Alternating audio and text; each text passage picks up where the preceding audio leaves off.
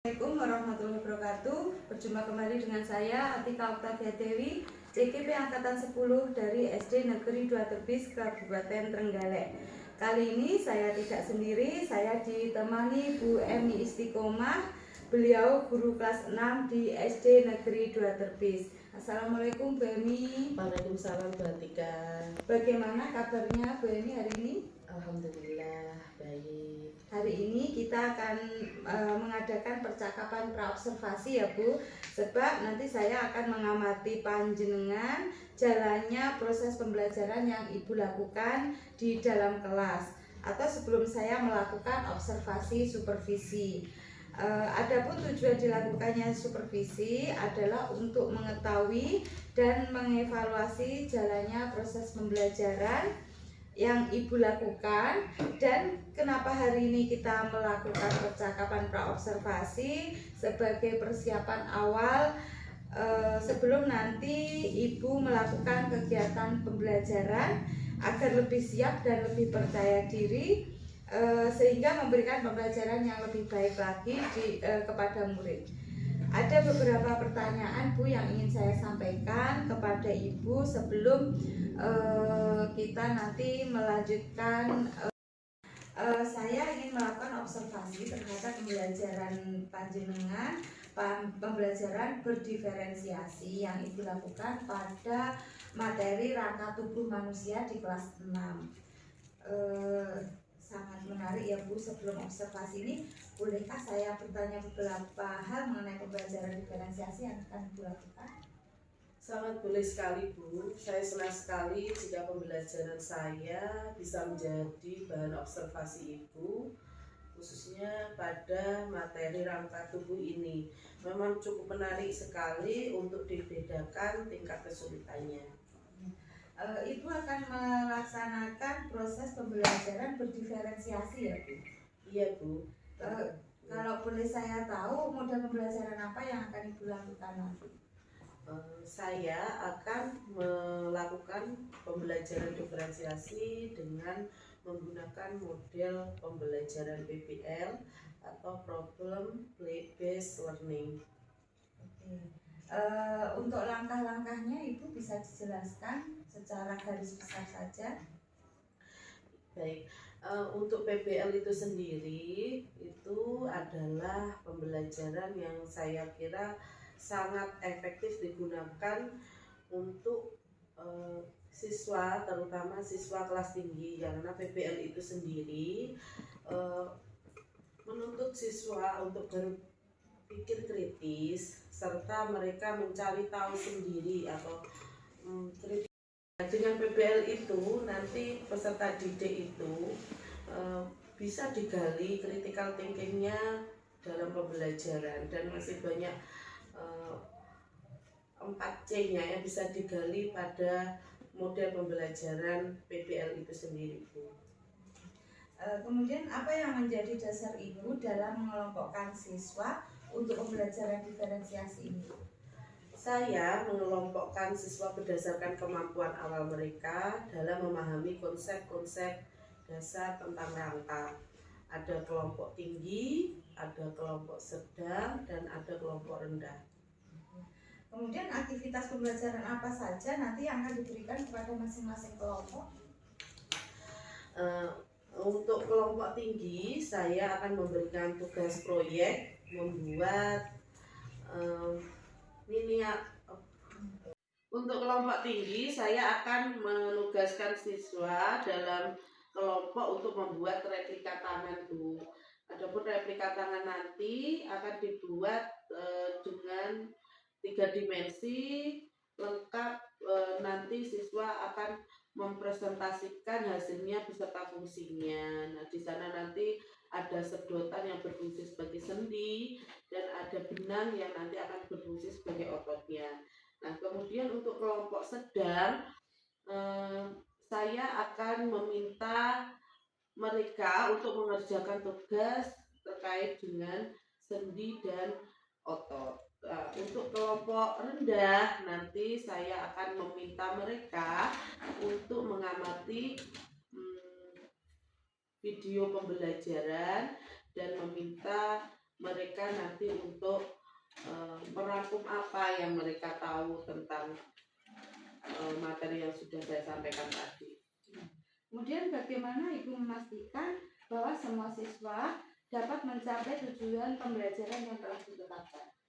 Saya akan membantu perkembangan belajar setiap siswa secara individual dan memberi bantuan yang mereka butuhkan. Nah, selain itu, saya juga akan melakukan diskusi kelompok untuk memastikan semua anggota memahami materi itu. Kemudian, apakah ada kesulitan yang Ibu hadapi dalam menerapkan pembelajaran berdiferensiasi ini? Untuk kesulitan terbesar dalam mengatur waktu agar semua kelompok dapat menyelesaikan tugasnya dengan baik, itu kendalanya. Nah, selain itu, kadang siswa berada di kelompok rendah itu merasa kurang menantang, jadi mereka merasa tidak adil jika saya berada di kelompok rendah. Padahal kan sebelumnya kita harus melakukan asesmen terlebih dahulu untuk menentukan mereka berada di kelompok tinggi, ada di kelompok sedang, atau kelompok rendah, seperti itu. Ini pertanyaan terakhir yaitu, media atau alat apa saja yang ingin Ibu gunakan nanti dalam pembelajaran? Media atau alatnya nanti bisa saya menggunakan LCD proyektor, lalu nanti saya mempersiapkan media pembelajaran berupa video, lalu materi pembelajaran yang saya buat melalui Canva, lalu nanti alat dan bahan yang akan disediakan tadi seperti sedotan, lalu kertas, terus benang, gunting, seperti itu. Ya, terima kasih banyak Bu atas penjelasannya. Informasi ini sangat membantu saya dalam melakukan observasi. Sama-sama Ibu, terima kasih. Semoga observasi ini berjalan lancar. Terima kasih juga kepada Bu Eni sudah membantu saya dalam melakukan supervisi kelas. Terima kasih Bu Eni. Assalamualaikum. Assalamualaikum warahmatullahi wabarakatuh. Waalaikumsalam warahmatullahi wabarakatuh. Selamat pagi anak-anak. Pagi. Bagaimana kabar kalian hari ini? Sehat. Alhamdulillah. Luar biasa. Allahu Akbar. Yes. Yuk, bagaimana kabar kalian hari ini? Alhamdulillah. Luar biasa. Allahu Akbar. Anak-anak, sebelum kita mulai pembelajaran pada pagi hari ini, agar pembelajaran yang kita lakukan bermanfaat, mari kita berdoa terlebih dahulu. Ibu minta salah satu dari kalian untuk memimpin doa. Tangan di atas meja siap, hormati berdoa mulai. Berdoa selesai. Alhamdulillah. Nah, anak-anak, pada hari ini apakah di antara kalian ada yang tidak masuk? Tidak. Semua masuk ya, alhamdulillah. Nah, agar lebih bersemangat lagi, sebelum kita masuk ke materi, mari kita lakukan ice breathing terlebih dahulu. Kita lakukan tepuk 1, 2, 3, 4, 5 ya. Kita mulai. Tepuk 1, tepuk 2, tepuk 3, tepuk 4, tepuk 5, 2 kali tepuk 5.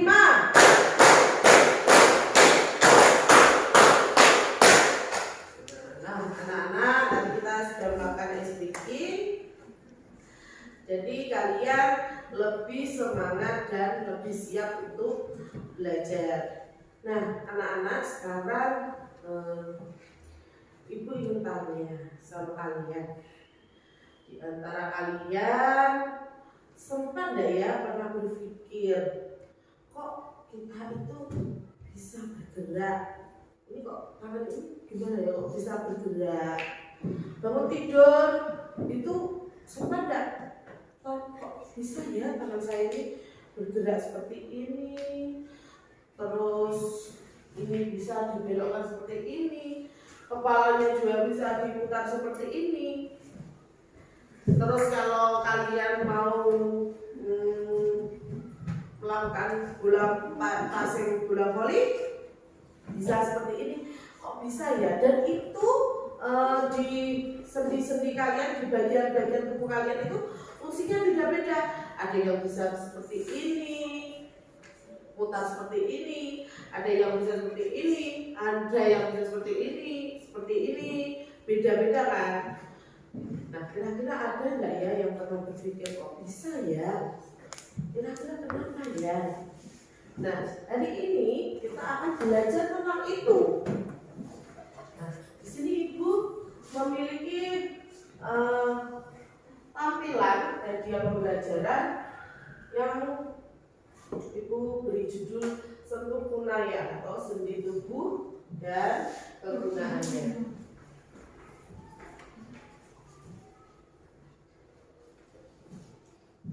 Nah, ada tujuan pembelajarannya.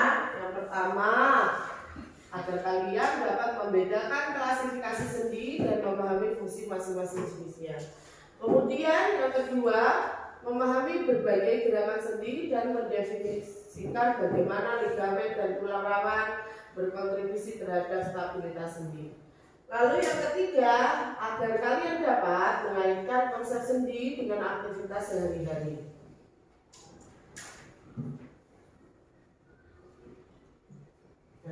Sendi itu apa? Sendi itu adalah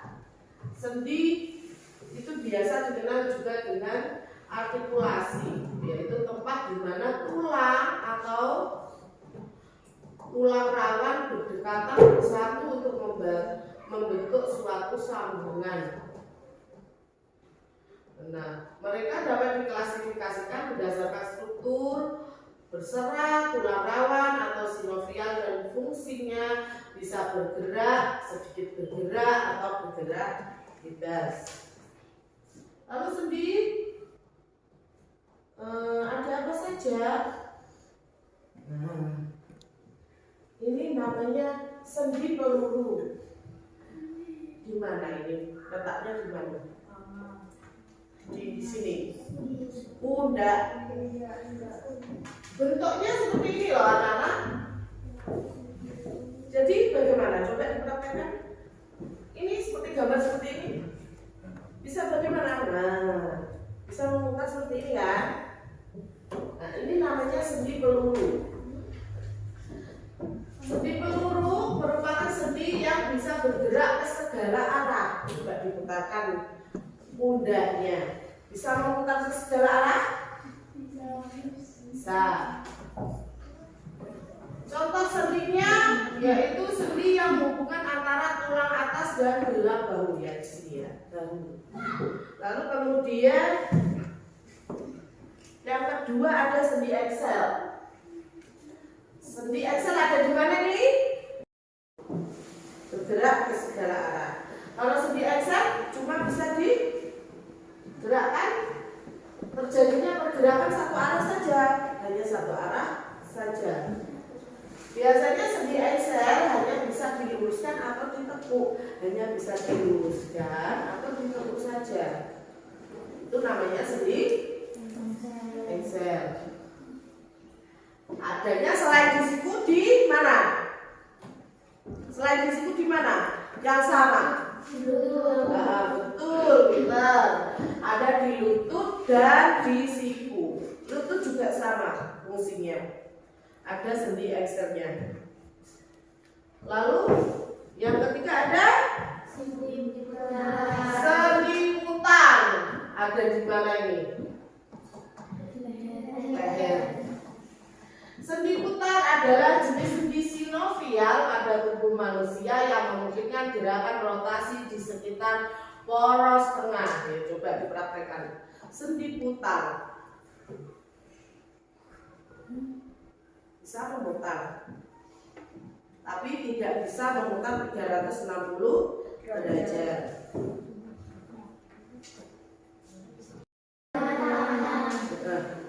bukan tangan loh ya, tapi kan tangan ada di sini pundak, ada di siku, ada di pergelangan tangan, ada di pergelangan tangan, ada namanya sendi gulung. Sendi ini memungkinkan tubuh untuk melakukan gerak rotasi pada poros, tapi gerakannya terbatas saja.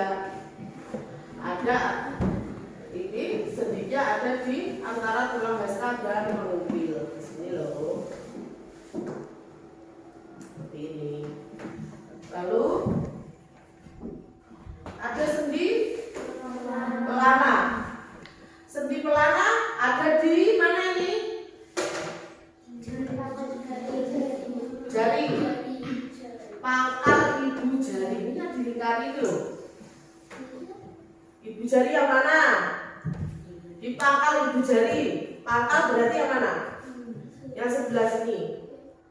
Nah, sendi ini mampu bergerak ke samping dan depan atau membuat gerakan dua arah ya, coba. Samping dan depan. Coba ibu jarinya digerakkan samping ke depan, lalu gerakan dua arah samping ke depan. Seperti ini ya. Ya, contohnya sendi pelana adalah sendi di tulang pangkal ibu jari.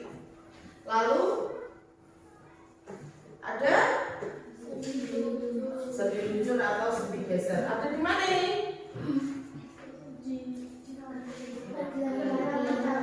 Kaki. Ada di pergelangan kaki.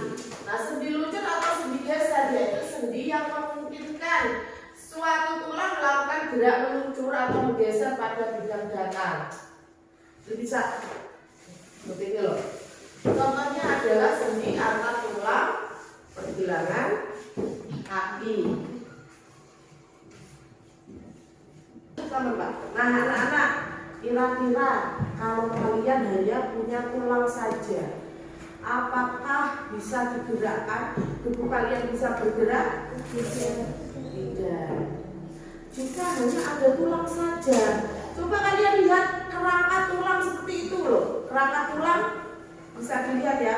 Itu tidak ada apa-apanya, cuma kerangka tulang aja, tidak bisa digerakkan. Terus butuh apa untuk bisa digerakkan?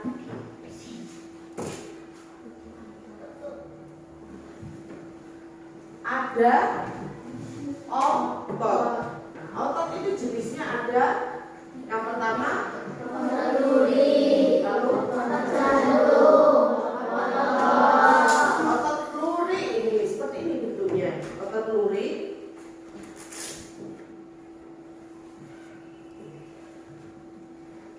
otot luri itu seperti ini. Seperti apa ini?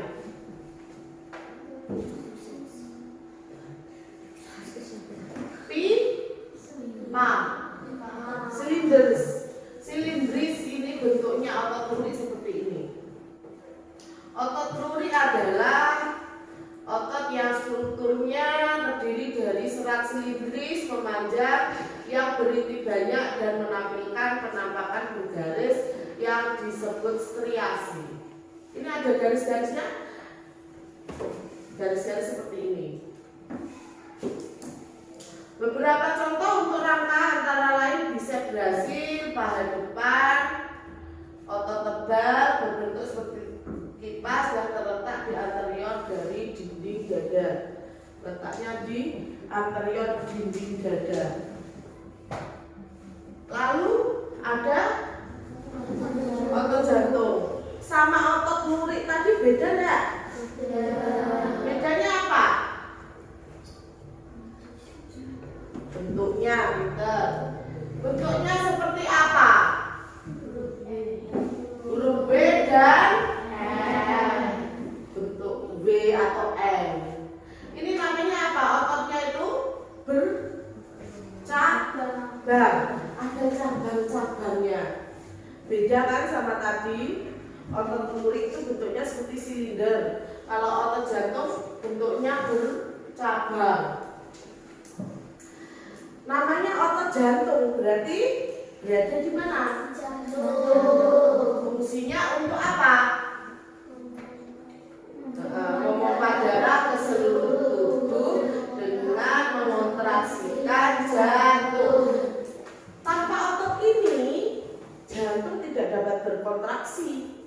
Kalau otot ini tidak ada, mati. Karena jantungnya tidak berkontraksi. Lalu otot polos. Gambarnya seperti ini. Beda tidak sama otot lurik dan otot jantung tadi? Kalau yang ini bagaimana?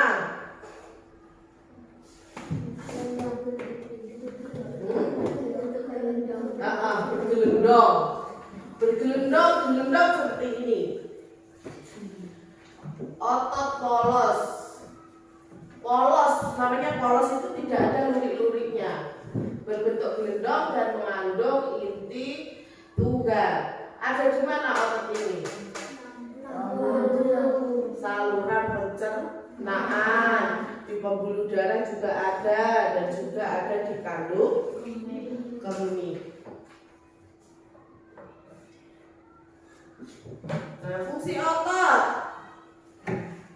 yang pertama untuk pergerakan, jelas ya, agar kalian bisa bergerak, jadi butuh otot yang menggerakkan. Kemudian untuk produksi panas, kalau kalian olahraga, sebelum olahraga ada pemanasan otot itu loh. Kemudian postur dan stabilitas itu biasanya ada di binaraga, tahu? Binaraga yang nge-gym terus ini loh, itu bukan membentuk tubuhnya tapi ototnya yang dibentuk, bisa membentuk tetap seperti itu. Lalu untuk pernafasan, diafragma, pencernaan seperti tadi ada otot polos dan sirkulasi jantung, tadi otot jantung.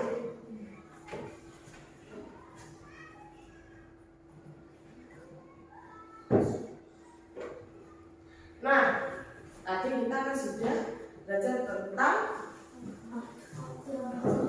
sendi.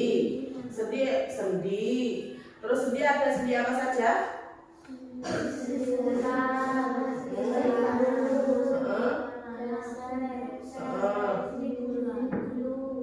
Pintar. Lalu yang bisa menggerakkan sendi apa? Otot ada apa saja? Pintar sekali. Nah, sekarang Ibu minta kalian untuk membentuk kelompok. Ya, cara membentuk kelompoknya dengan cara berhitung. Mulai dari sini, hitung sampai 3. 1, 2, 3. 1, 2, 3. 1, 2, 3. 1, 2, 3. 1, 2, 3. Nah, sekarang tugas kalian adalah membuat miniatur ya, pergerakan tangan sesuai dengan LKPD yang akan Ibu bagikan. Adapun alat dan bahannya nanti akan Ibu bagikan juga. Nah, ini ya, ada beberapa bahan yang akan Ibu bagikan beserta LKPD-nya. Nanti langkah-langkahnya silakan dibaca sendiri dan didiskusikan dengan kelompoknya masing-masing.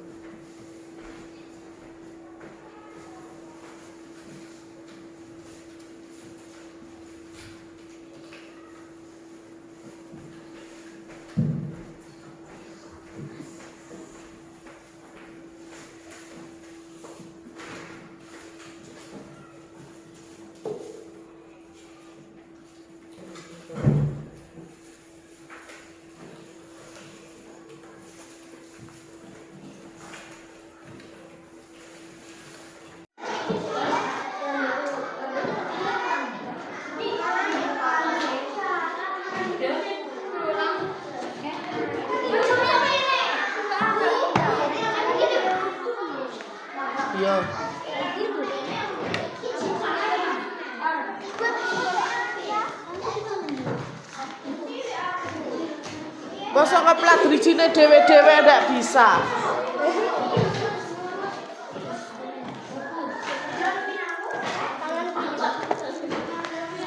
Ayo. Elek, nek pantai kebo.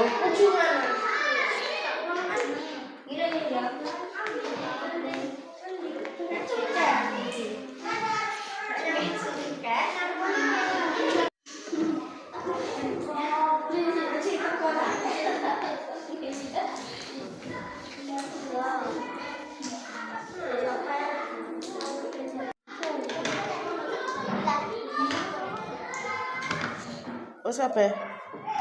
Tinggal satu.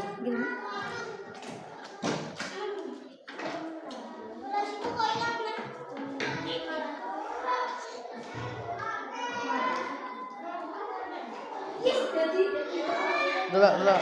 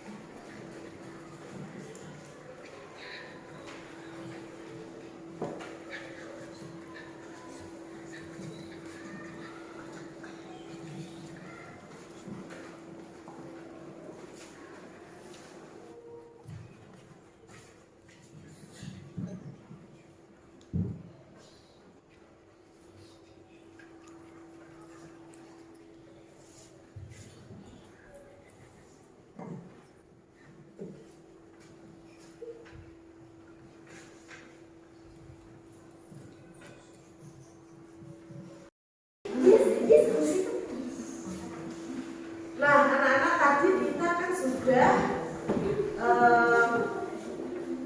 kalian sudah ibu minta untuk berkelompok membuat replika tangan. Nah, sekarang salah satu di antara atau perwakilan dari kelompok kalian untuk maju ke depan mempraktekkan gerakan replika tangan itu. Ayo, kelompok 1. Ayo Clara sama Dias ke depan. Yuk.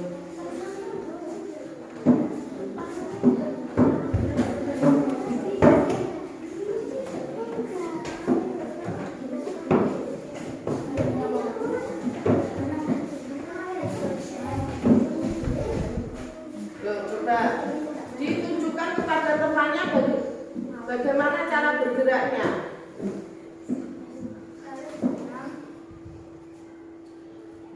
Ini sebagai apa? Benarnya sebagai apa? Benarnya ini kalau diibaratkan sebagai tangan kita, berarti benarnya apa? Otot, ya. Terus sedotannya sebagai apakah ada masukan atau pertanyaan untuk kelompok 1? Jika tidak, beri tepuk tangan untuk kelompok 1. Silahkan kembali. Sekarang kelompok 2.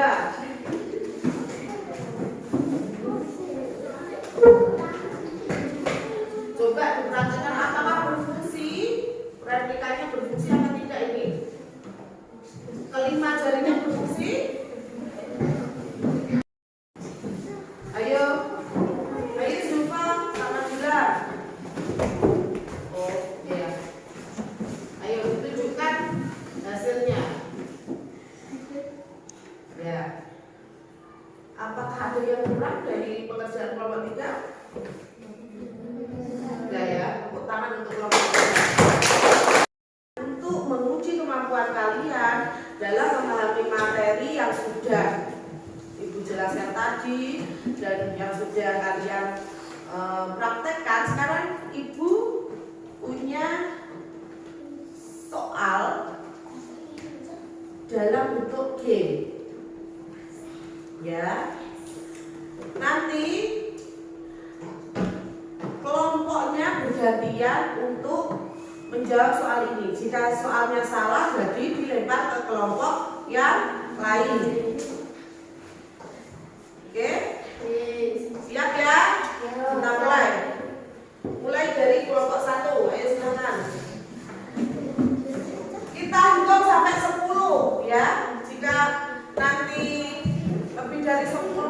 jawab dilempar. Ayo, klik start.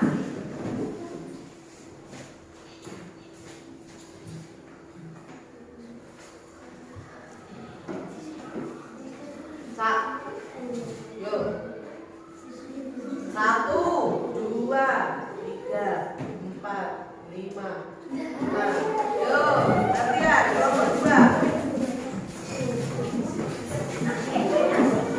1, 2, 3, 4, 5, 6.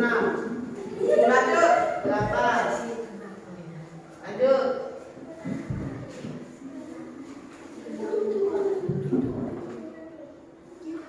1, 2. Yuk, nomor 3.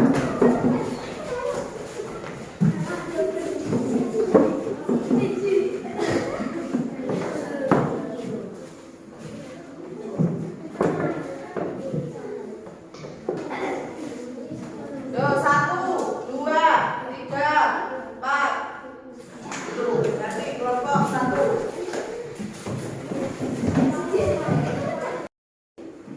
Nah, anak-anak tadi kan kita sudah bermain game tentang sendi dan otot serta fungsinya. Tadi yang paling banyak poinnya adalah dari kelompok 2. Tepuk tangan untuk kelompok 2. Nanti poinnya akan Ibu masukkan ke dalam daftar nilai yang akan diakumulasi pada akhir semester ya. Nah, tadi kita sudah belajar tentang apa saja anak-anak?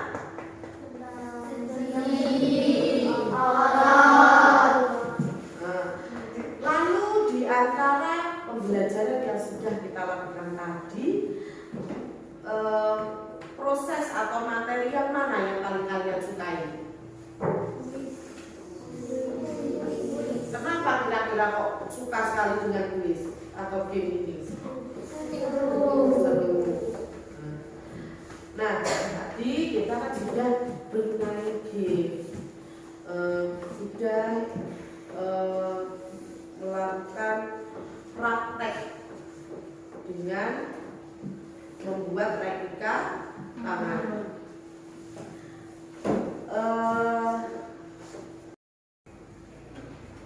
Kita tadi sudah membuat replika tangan, sudah bermain game. Sekarang dari penjelasan materi yang sudah Ibu jelaskan tadi, apa ada yang ingin ditanyakan? Ya. Kalau kita sedang bermain pisau, terus pisaunya terkena otot kita gimana, Bu? Ya, kalau misalnya kita bermain pisau ya, anak-anak, terus pisaunya itu mengiris tangan kita terus mengenai otot kita, bagaimana kira-kira? Apa yang keluar? Darah ya. Terus kena ototnya. Kalau kena ototnya bagaimana kira-kira? Masa patah? Betul sekali, pinter. Nah, anak-anak, jika kira-kira ya, ketika kalian bermain pisau, terus pisaunya itu terkena tangan, lalu mengenai otot kita, kira-kira yang keluar pertama apa? Darah. Terus kalau mengenai otot, kira-kira bagaimana? Tangan kita tidak bisa bergerak. Pinter sekali untuk Kinan. Betul sekali. Otot kita kalau terkena pisau tadi, terkena otot itu otomatis tidak bisa bergerak karena ototnya luka. Ya, sudah paham? Sudah. Apa ada yang ingin ditanyakan lagi? Tidak. Nah, untuk pembelajaran berikutnya, Ibu minta kalian untuk mempelajari tentang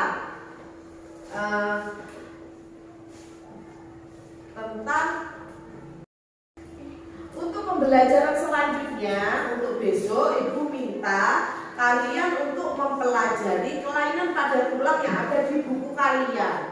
Lalu untuk kelompok kalian Ibu minta untuk membawa 1 buah telur, 1 botol cuka, dan 1 toples bening.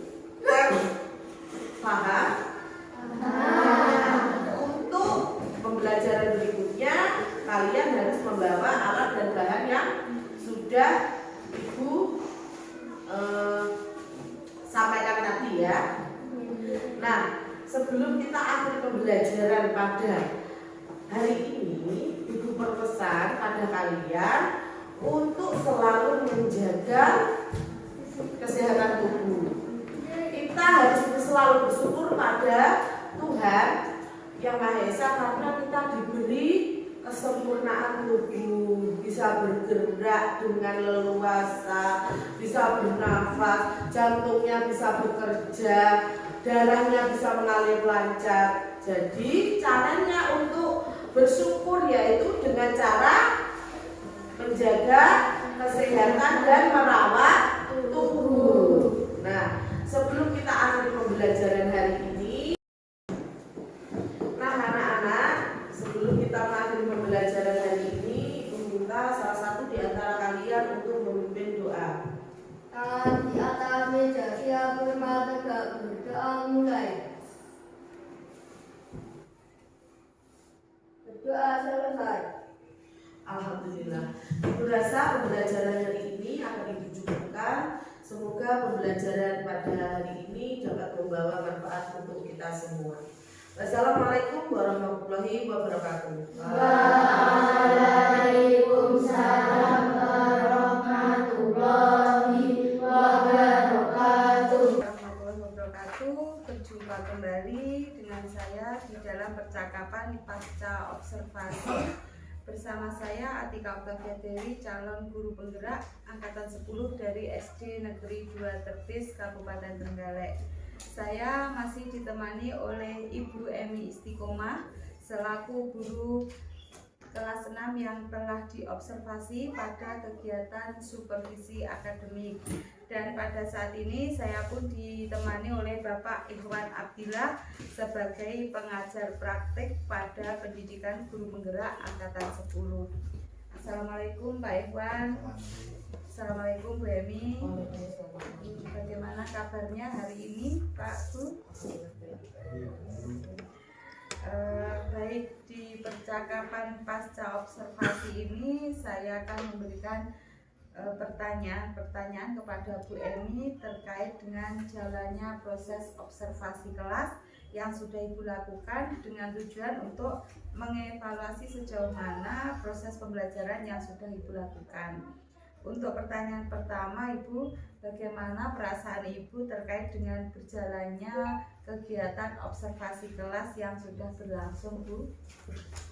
Perasaan saya saat diobservasi oleh Ibu kemarin sedikit grogi karena pembelajaran diferensiasi ini termasuk pembelajaran baru, tapi sudah beberapa kali saya terapkan di kelas saya, tapi ada beberapa mungkin yang belum saya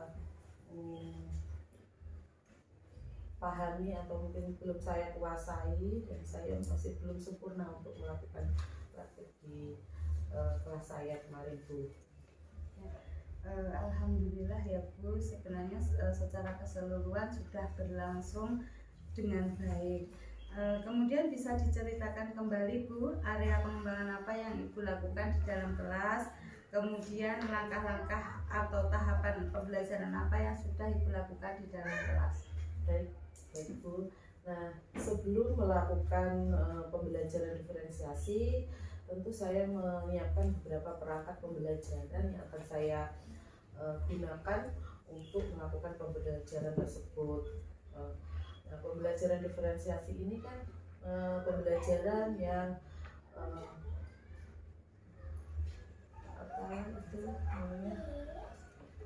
mengelompokkan anak sesuai dengan kemampuan mereka, seperti itu. Jadi saya membuat perangkat pembelajaran juga sesuai dengan kemampuan anak itu. Nah, diantaranya saya sebelum melakukan pembelajaran itu membuat media pembelajaran dengan video pembelajaran saya adopsi dari YouTube. Kemudian saya membuat kuis untuk asesmen siswa dengan membuat kuis dari Wordwall, dan beberapa alat dan bahan juga saya siapkan untuk melakukan proyek yang nanti akan saya lakukan di kelas. Ada pun tahapan-tahapan pada saat pembelajaran diferensiasi itu, kebetulan saya menggunakan model pembelajaran PBL Bu. Nah, di sana nanti pembelajaran PBL itu bisa merangsang kemampuan anak untuk berpikir kritis. Nah, diferensiasi yang saya gunakan itu ada diferensiasi konten, ya itu tadi diferensiasi konten itu anak-anak saya minta untuk mengamati video yang saya tampilkan melalui proyektor. Lalu diferensiasi proses itu anak-anak nanti akan dibuat per kelompok, lalu mereka akan proses membuat kembali itu replika tangan. Lalu diferensiasi produknya nanti anak-anak akan mempresentasikan hasil pembuatan replika itu di depan kelas. Lalu untuk asesmennya kemarin saya buat dengan secara berkelompok mereka mengerjakan kuis atau game melalui virtual, karena sejatinya itu peserta didik saya itu tidak bisa dibuat dengan metode ceramah saja Bu. Kalau misalnya dibuat game seperti itu, mereka itu lebih semangat untuk belajarnya. Antusias. Iya.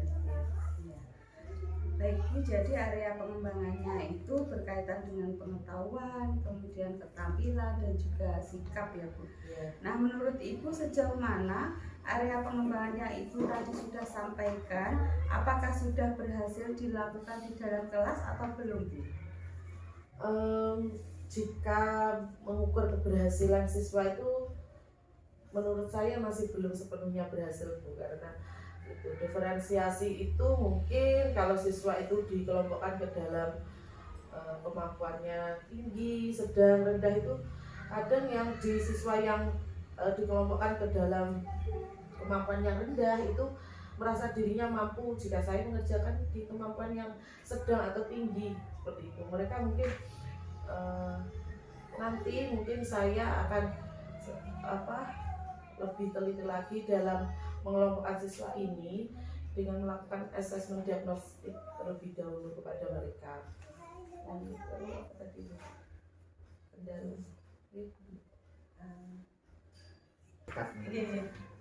Baik Bu, jadi sudah dilakukan dengan baik ya Bu, sudah berjalan dengan sesuai dengan modul belajar yang sudah Ibu buat, tetapi masih ada kekurangan. Nah, menurut Ibu, apa sih kendala-kendala yang Ibu hadapi saat melakukan proses pembelajaran berdiferensiasi? Terutama untuk mengkondisikan siswa Bu, untuk pembelajaran diferensiasi itu, karena ya itu tadi kita sudah mengelompokkan siswa itu sesuai dengan kemampuannya. Jadi kadang siswa itu yang memiliki kemampuan rendah itu kadang suka mengganggu temannya karena mereka menganggap tugas mereka itu terlalu mudah, jadi belum sudah selesai, jadi mengganggu kelompok lainnya yang misalnya kelompok lain diberi tugas yang lebih tinggi seperti itu. Baik, jadi untuk kendalanya itu ada siswa yang mengganggu temannya. Mungkin apakah ada siswa yang kurang aktif seperti itu Bu? Tentu ada Bu, kalau di kelas saya itu ada beberapa siswa yang kurang aktif dalam pembelajaran, mungkin yang memang karena mereka kurang percaya diri dengan kemampuannya. Padahal saya juga sudah memancing untuk keaktifan mereka, tapi sampai saat ini saya mungkin belum menemukan metode apa yang cocok untuk membuat mereka aktif di dalam pembelajaran. Ya. Kira-kira mengapa hal itu bisa terjadi ya Bu? Mengapa mereka kurang aktif, kemudian tidak mau ikut terlibat diskusi, kemudian seperti tadi mungkin kalau mengganggu temannya, menurut mereka kalau sudah selesai mengerjakan tugas ya sudah seperti itu. Kira-kira apa Bu hal yang menyebabkan itu? mungkin metode atau model pembelajaran saya itu kurang sesuai dengan mereka yang kurang aktif di dalam pembelajaran itu, atau ya itu tadi Bu, saya kurang mendesainnya itu mungkin sebelum pembelajaran itu persiapan saya kurang. Misal melakukan asesmen diagnostik itu pengelompokannya siswa antara tinggi, sedang, rendah itu mungkin kurang tepat seperti itu Bu. Baik. Kemudian rencana Ibu ke depannya apa? Nanti pada saat proses pembelajaran supaya anak-anak tersebut bisa menjadi aktif, kemudian bisa memperbaiki pembelajaran yang Ibu lakukan. Setelah saya melakukan pembelajaran kemarin, tentu saya melakukan refleksi Bu tentang pembelajaran saya, apa yang kurang dalam pembelajaran saya, sehingga nanti akan saya perbaiki. Mungkin model pembelajaran saya kurang menarik atau metode yang saya gunakan kurang tepat, maka nanti akan saya sesuaikan dengan minat belajar siswa. Baik, jadi Ibu rencana Ibu ke depan, jadi pada saat proses pembelajaran ke depan Ibu akan menyesuaikan model pembelajaran dengan kemampuan siswa, kemudian Ibu juga akan membuat metode pembelajaran yang lebih menarik. Baik Bu, kemudian kira-kira Ibu akan melakukannya ini kapan Bu? Secepatnya Bu, karena sekarang ini kan kurikulum merdeka, jadi mungkin pembelajaran diferensiasi itu memang dibutuhkan dalam melakukan pembelajaran diferensiasi.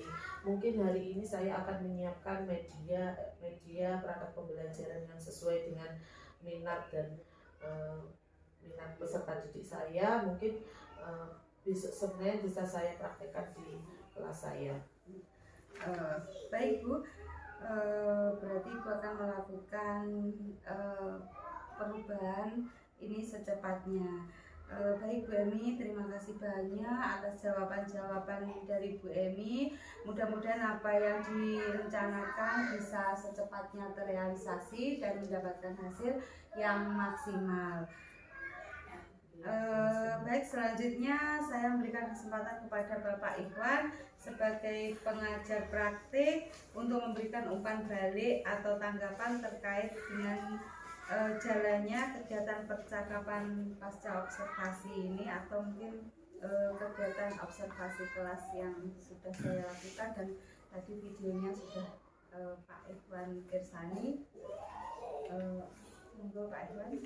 Terima kasih ini sama ini yang sudah melakukan percakapan coaching di pasca ya. Secara umum sangat bagus sekali, sudah luar biasa. Di sini terlihat di alur ceritanya sudah tampak seperti itu. Ada beberapa hal catatan yang perlu disampaikan, yaitu terkait dengan hasil sama coaching ini. Kalau secara umum dari observasi yang sudah dilaksanakan di pembelajarannya sudah bagus, terus di pascanya ini posisi ikut harus pertanyaannya harus sangat detail gitu ya. Seperti tadi di Bu Emi menjelaskan tentang pembelajaran diferensiasi ya. Secara konsep sudah bagus.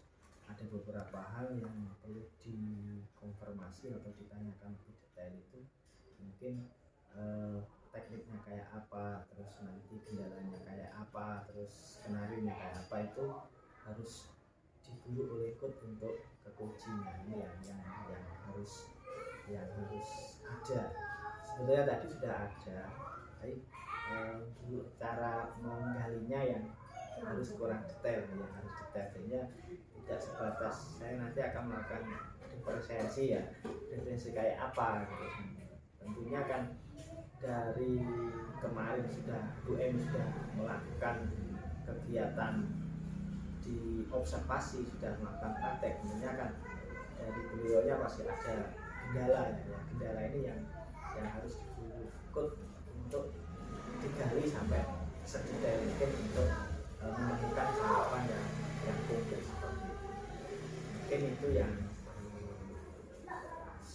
sampaikan mungkin sudah luar biasa, sudah bagus dan tentunya perlu ditingkatkan. Terima kasih. Baik Pak, terima kasih banyak Pak Iwan atas umpan balik dan tanggapannya terkait dengan kegiatan-kegiatan pasca observasi kita hari ini. Baik, akhirnya rangkaian kegiatan supervisi akademik sudah selesai, dimulai dari kegiatan kemarin Pak, pra observasi, kemudian observasi kelas, kemudian hari ini juga ada percakapan pasca observasi. Saya ucapkan terima kasih sebanyak-banyaknya kepada Bapak Iwan Abdillah selaku pengajar praktik dan juga Bu Emi Istiqomah, dan saya akhiri. Wassalamualaikum warahmatullahi wabarakatuh.